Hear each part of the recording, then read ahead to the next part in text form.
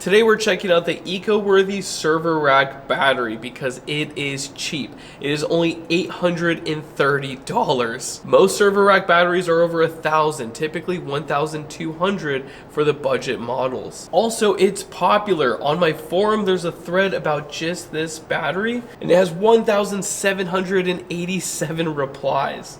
People are posting teardowns, and they're building large systems with these batteries. And the first models had some shipping damage. Some of these were bent, but that's pretty much it. Most people have been very happy with these. And they're also finding ways to make the communications work with like an EG4 inverter or whatever else. But I did my own testing, and guess what I found? So first off, I saw something fishy with the weight. The EG4 budget server rack battery without a screen weighs 99.6 pounds. The Vatier, which is almost the same price as this, is 102.5 pounds. The SOK server rack battery is 99.2 pounds, but this one is 94.8. Why is that? And lucky for me, they sent out 4 batteries so I could test all of them. And this is the first battery I tested, and guess what my results were? So first capacity test was 99.7% capacity. It did not pull 100 amp hours. Now typically with new cells, you should be able to pull 103 to 106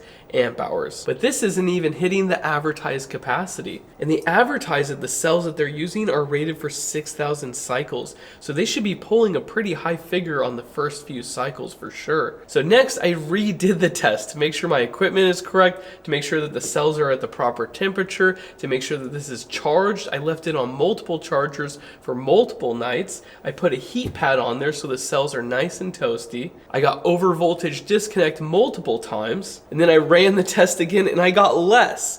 I got 99.6 amp hours. In between these two tests, I tested another battery and it gave me exactly the results I need. This is also the new CBA5, the 100 volt model from West Mountain Radio. So this is some really good stuff. But luckily they sent out multiple batteries. So I pushed this one to the side and I tested all the others.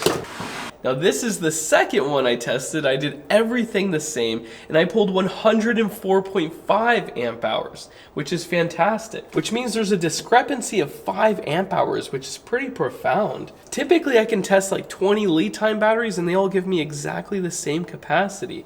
This is a big red flag when the same manufactured product has a different capacity. So I tested the rest.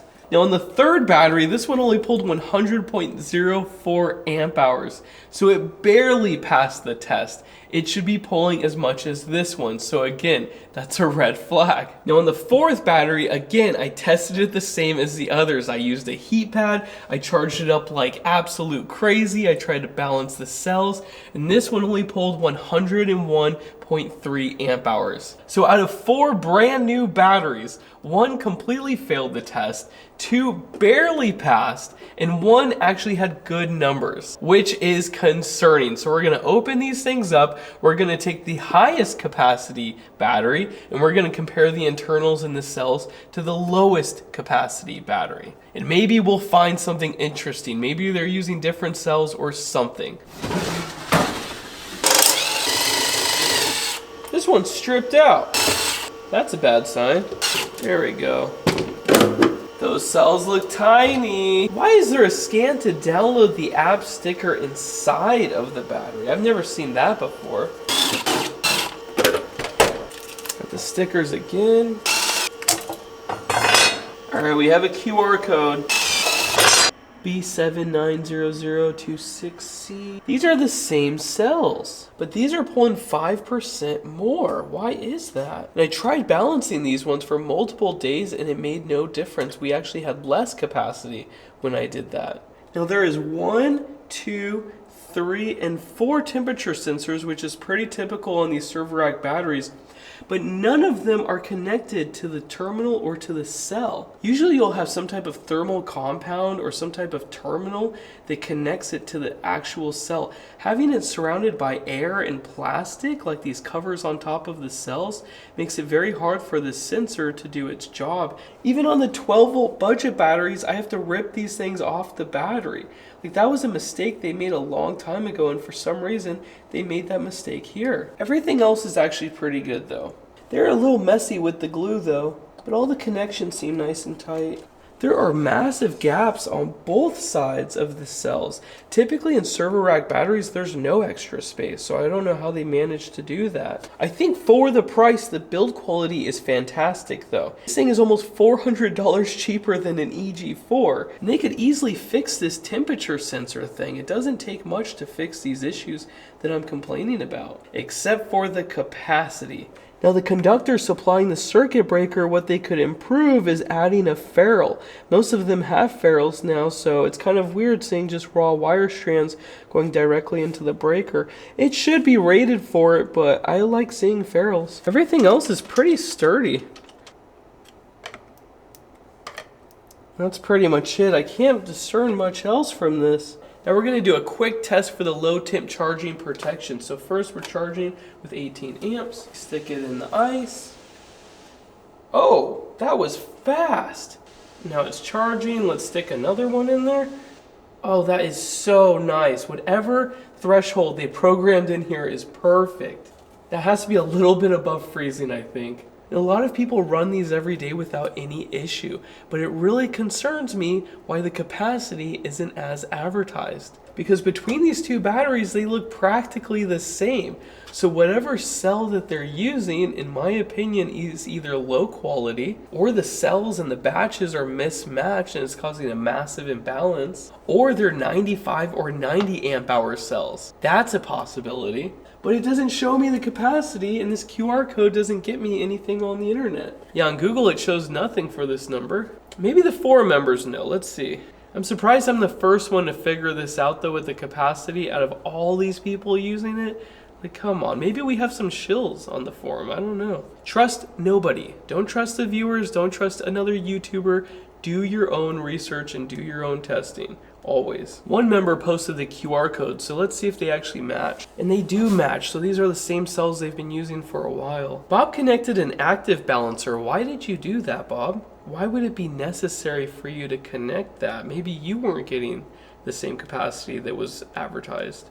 So they're repped battery cells. Okay, Bob did a capacity test. Let's see what his results are. 100 amp hours. He did not get over 100. A 1% state of charge, it says 100 amp hours, and he said you can add about 6% to this as I reset the discharge log?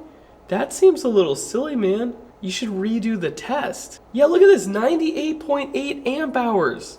That's what you're supposed to get. That's what I got with the CBA5. And no one even cares? Robbie's just going on and on about the price. Anyways, these are regulars on the forum. If you don't know what I'm talking about, just check out the forum. You'll know who these people are. They're all great. But I don't think anyone pulled over 100 amp hours on this thing. Here's another one with 100 amp hours. Oh, here we go. So Bob is trying to balance them again because he thinks there should be more capacity, obviously. And he's still not getting more capacity. Darn. Anyways, myself and others are not getting the full advertised capacity, and if you do get the advertised capacity, it's still concerning. It should be pulling more than that. Now, with all of that said and the capacity issue, do you think people are going to buy these? I think they probably will. The capacity for the price is incredible. Not getting that last 5% and saving almost $400 is crazy. Compared to an EG4, every 3 batteries you buy, you get a whole free 5 kilowatt hours when you go with this brand. That's crazy. But I cannot promise any of you guys that the degradation will be good, or if one of your cells goes bad in the next few years, you might have some issues with these. But then again, they might have a good warranty, and they're doing a 10-year warranty. That's nuts. And it has Bluetooth connection, which most of these server rack batteries do not have. Also, they have a rack, and it's cheaper than all the other options on the market. So I think people are gonna still buy this thing, but you need to be careful because I think it's got an issue. The build quality and basic functionality is fantastic, but we're not pulling full capacity. So yeah, again, I don't know how long these will work for, if they will have any issues, or what the degradation rate will be like, but it's lithium iron phosphate and it's ridiculously cheap. Even if you have one fail, out of 3 or 4, you're still ahead of most of the other manufacturers, which is nuts. Now, luckily, this is not the only budget server rack battery around. Now we have more options. Not long ago, there was only like 2 distributors selling server rack batteries. Now there's like 20 of them. So there's no reason to stick to a single brand. I'm gonna try to find some competition for this at this price point. And maybe the Vatier will be better. It also comes with a screen, and it's not that much more than this, which is pretty impressive. Whenever you have a server rack battery with a screen, it costs a few $100s or $100 more. Now, if you found a budget server rack battery that you do like, please let me know down below. I'm gonna try to find every single one on the market that's around this price point and test all of them. Now, that's pretty much all I have to say about this battery. I'm desperate to find something wrong with it because it's so cheap. But overall, it was pretty good, but the cells are very questionable. Please let me know what you think down below, and I will see you in the next video. Thank you so much for watching. Bye.